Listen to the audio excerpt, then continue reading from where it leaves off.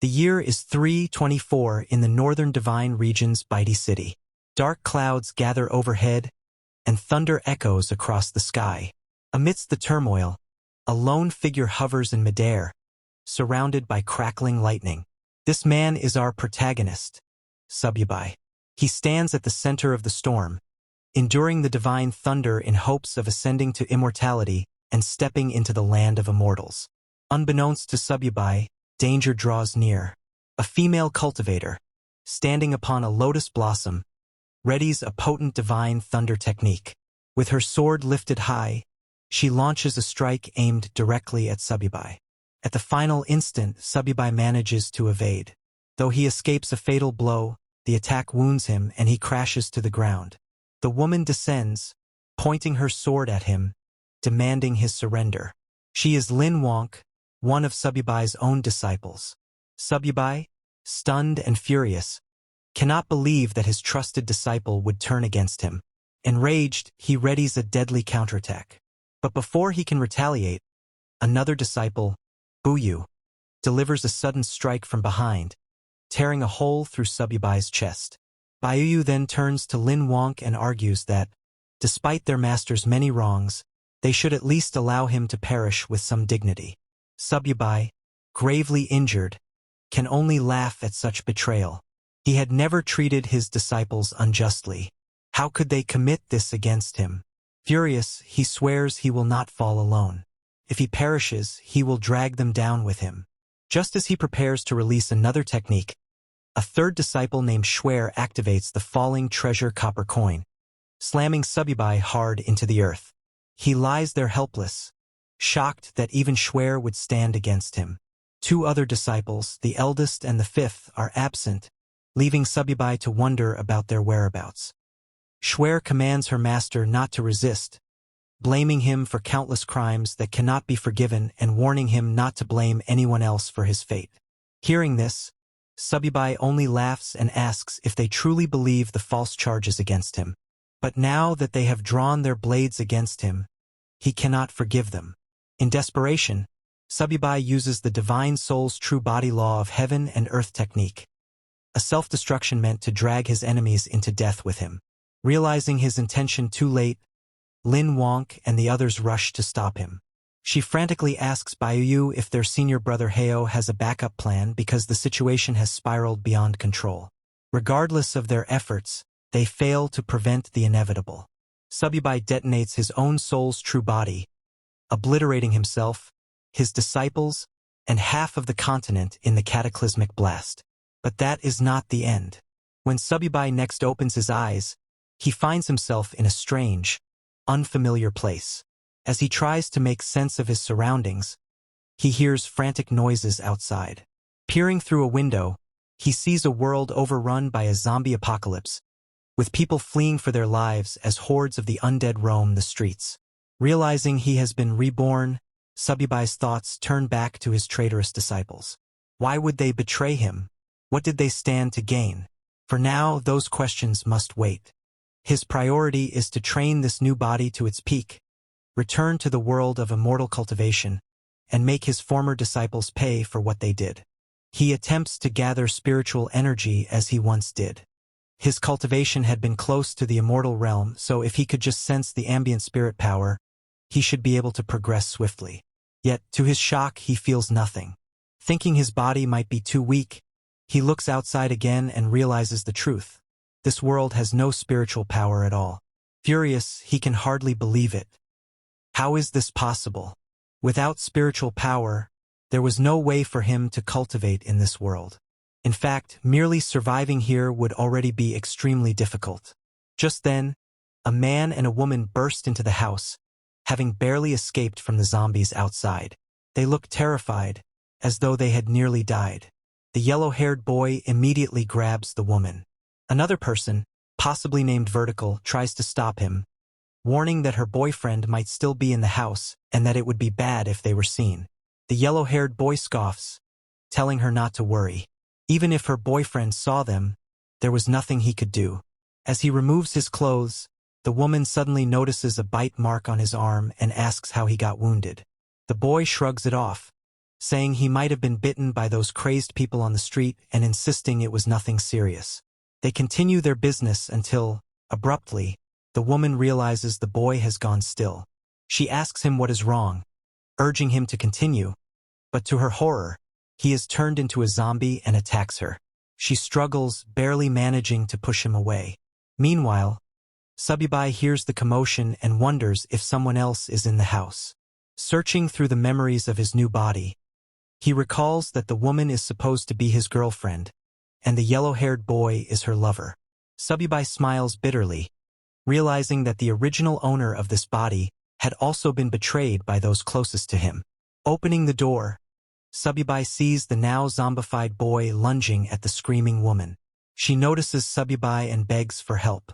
He stares at her coldly, says nothing, and watches as the zombie tears into her flesh. Then, without a word, he closes the door behind him, thinking, serves her right.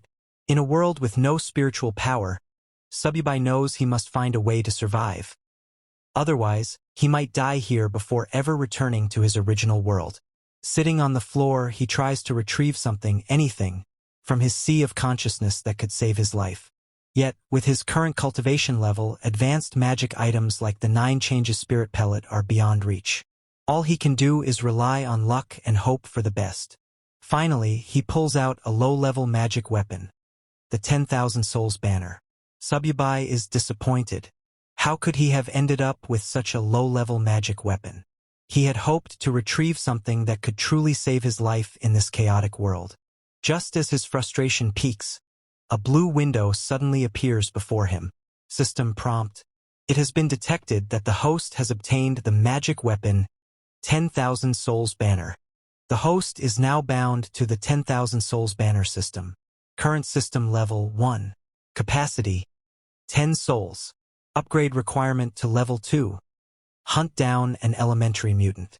Curious, Subibai wonders what sort of system this could be, especially one attached to a mere low-level weapon like the 10,000 Souls banner.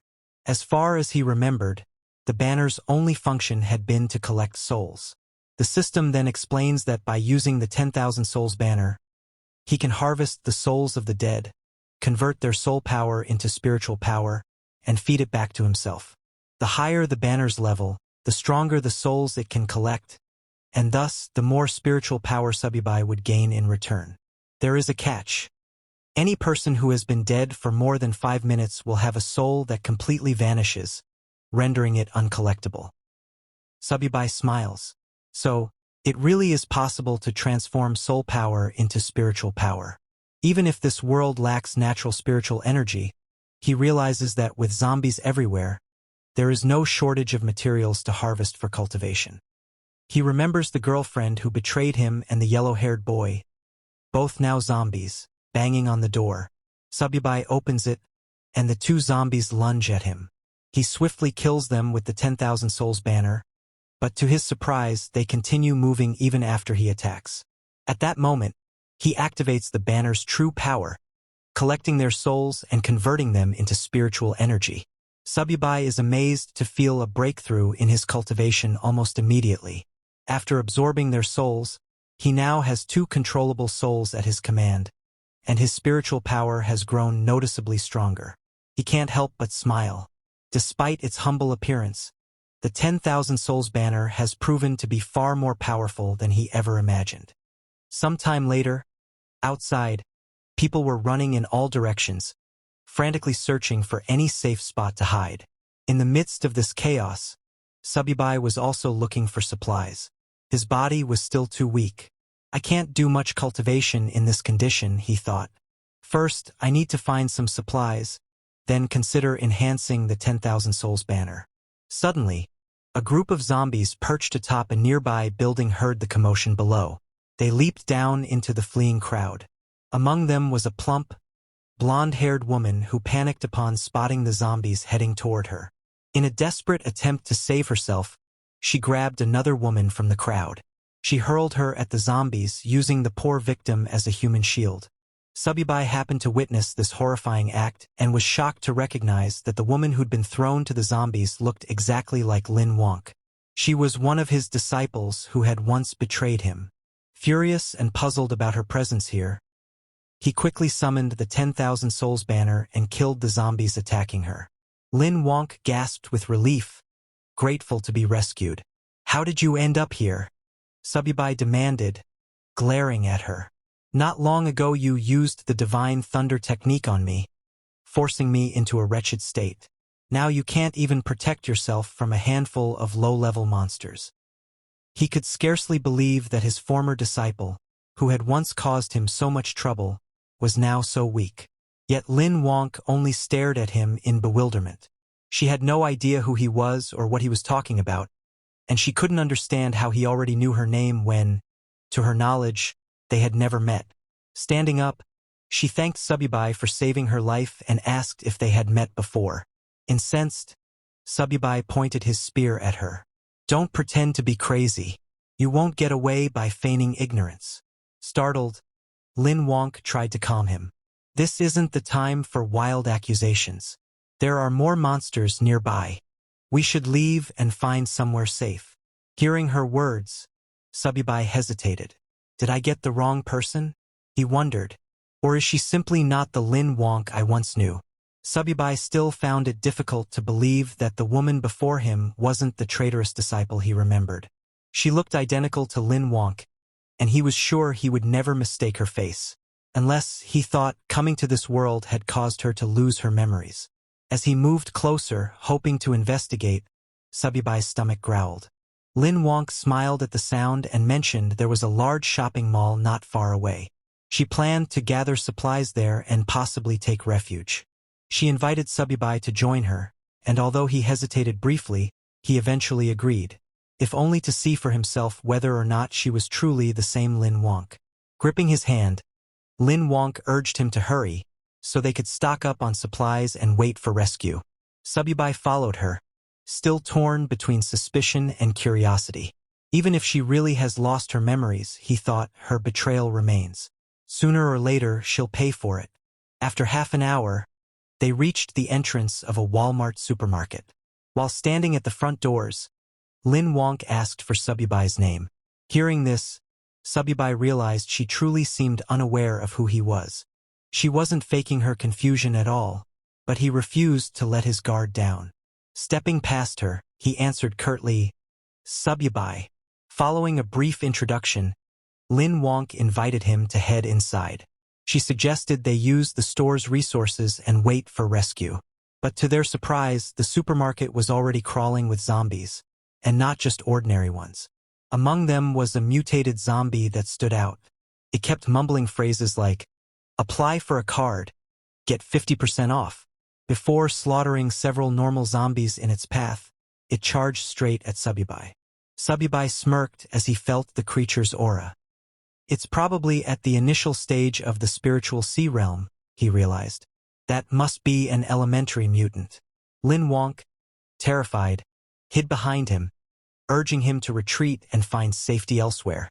But Subibai saw this as an opportunity, not a threat. A sacrifice that could help him upgrade his 10,000 souls banner to level 2. Summoning the banner, he commanded 2 zombie slaves he controlled to attack the mutant. The supermarket erupted into chaos as his zombies clashed with the others, killing them one by one. However, the mutated zombies soon noticed Subibai's slaves and charged in to attack.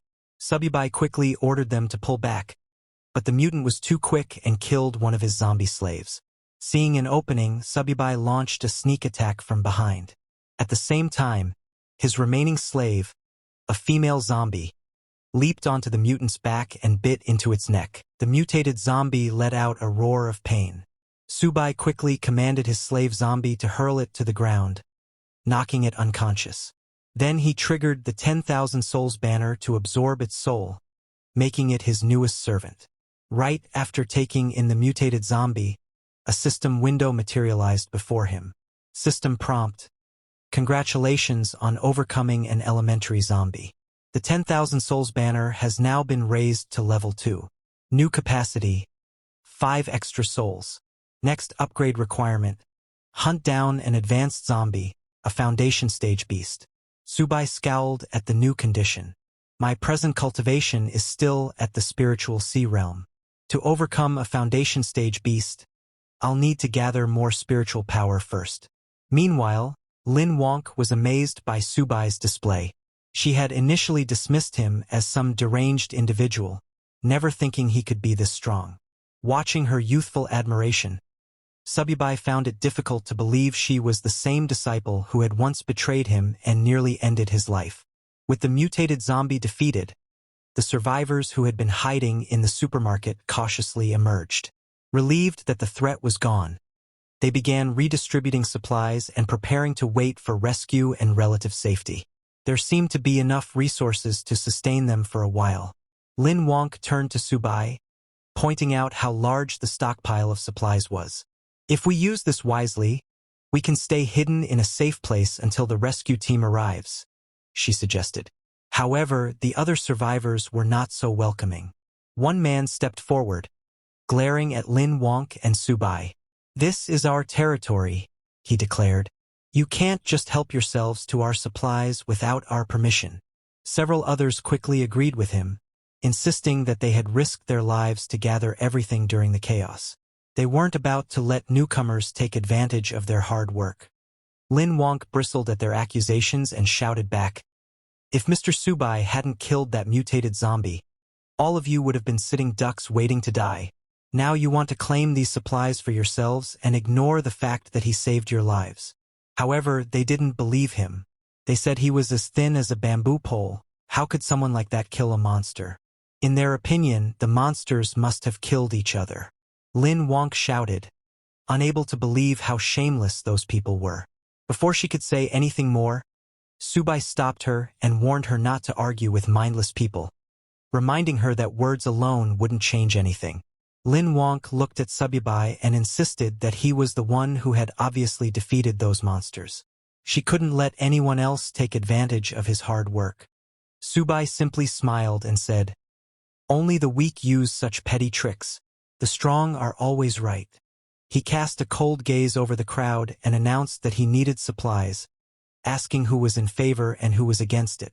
They all opposed him, telling Subai there were many of them and only one of him, so he couldn't win. They advised him to leave peacefully, hinting that if he angered them, they wouldn't be responsible for what might happen. Subai only smiled and said that if he couldn't get supplies peacefully, he would have no choice but to kill them. Once they were dead, all the supplies would be his. He summoned his mutated zombies and ordered them to attack. Terrified, the crowd begged Subai to spare them, promising he could take all the supplies he wanted as long as they could keep their lives. But he didn't care. He killed those who had threatened him. The rest fled in terror, trying to save themselves. Standing confidently, Subai asked if anyone else wanted to stop him. No one dared say a word. They stood silently, too afraid to even lift their heads. Then Subai turned to Lin Wonk and told her to take whatever she wanted. No one would dare oppose them now. She nodded and began collecting supplies. After stuffing her bag, she asked if Subai needed anything. He smiled and said that, in return for saving her, all he wanted was help carrying some supplies. Secretly, he was testing her to see if she really had amnesia or was only pretending. Lin Wonk agreed, packing his share of the supplies. Subai was confused. He didn't know if she really was his disciple Lin Wonk or if he himself had lost his memory. After a few minutes, she finished packing and asked whether they should stay and wait for rescue or head elsewhere. Subai turned to leave, saying he planned to look for stronger zombies to hunt. All she needed to do was follow him with the supplies. Lin Wonk nodded and followed him. Once they were gone, everyone else breathed a sigh of relief. Even so, they couldn't believe Subai had dared to kill people so casually. They agreed to report him to the authorities if rescue ever came, insisting that someone like him should be brought to justice. But now that he was gone, they gathered around what remained of the supplies, dividing them up as quickly as possible before any other danger appeared. In the midst of their squabbling, oblivious to the threat looming behind them, Subai's 2 zombie servants crept up, ready to attack. Just then, one man in the crowd spotted the zombies and panicked, running as quickly as he could to save himself. Sadly, it was already too late. The zombies rushed forward and struck down everyone one by one. A blonde, overweight woman stayed alive for a short moment, horrified and begging for help. But the zombies saw her and smashed her head underfoot. Once the slaughter was over, Sububai collected their souls and changed them into spiritual power. He knew leaving any survivors would only bring him trouble in the future. Now that he could command 3 undead, Sububai felt slightly safer. He understood that if he had to fight more than 10 zombies, retreat was the only option. Until his level increased, he would maintain a low profile. Meanwhile, Lin Wonk, who had been trailing him, was weary. She asked if they could rest somewhere, but Subi told her he had no moments to waste. If she slowed him, he would leave her behind. Ashamed, Lin Wonk declared that she believed Mr. Subi would never desert her. He smirked and asked why she was so certain, reminding her they were strangers and he could act as he wished. Lin Wonk boldly replied that she knew the place of the powerful zombie he sought. Intrigued, Subi asked how she knew. Lin Wonk explained that back at her university, she had fled the campus after spotting a strange creature near the lake. It gave off an unusual scent, and she was certain it was dangerous. Nervously, she admitted she wasn't sure it was the advanced zombie Subai sought, but it certainly seemed formidable. Hearing this, Subai reasoned that if it was anything like the mutant beast in the supermarket, it was worth investigating. He told Lin Wong to lead the way. Pleased that he believed her, Lin Wonk happily guided him toward the campus. Sometime later, the two of them finally reached their destination, but the campus was overrun with zombies.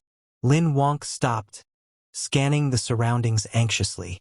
Seeing her hesitate, Subai asked why she had stopped yet again. Lin Wonk whispered for him to lower his voice. So many people at the school had turned into those creatures, and if they accidentally drew attention, they'd be in huge trouble. Subai told her not to worry, declaring he would handle the situation. He summoned his zombie servants and ordered them to clear a path. Lin Wonk, concerned, warned him they should do this quietly instead of being so reckless. But Subi ignored her protests, wondering what had happened to the world to turn so many humans into these half-human, half-ghost monsters. Suddenly, they heard noises behind them. Lin Wonk recognized the voices. It sounded like her classmates. They had ventured outside for supplies but were now trapped among the campus zombies. One of her classmates, terrified, hurled his weapon at a charging zombie but missed. The zombie kept coming. Yet another student arrived just in time and killed it. The student who saved him then grabbed the frightened boy, urging him to run back and regroup because these monsters were way beyond their league.